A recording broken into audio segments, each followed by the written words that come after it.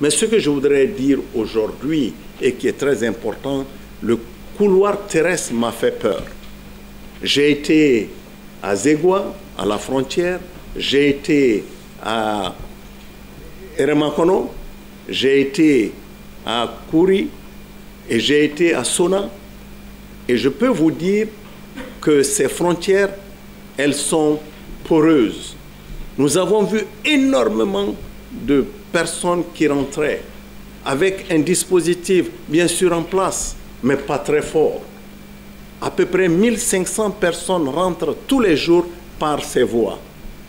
C'est les voies qui nous permettent certainement de renforcer nos économies, faire que l'intégration soit réelle, mais dans des situations de crise comme nous le vivons, cela va constituer sans aucun doute le voie de passage du virus et un potentiel risque d'explosion de cette épidémie.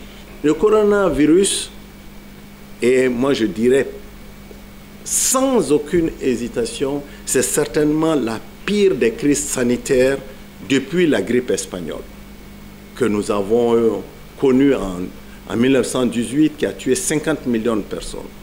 C'est peut-être la pire de l'histoire. La crise de santé publique, elle risque d'être beaucoup plus grave qu'on le pense.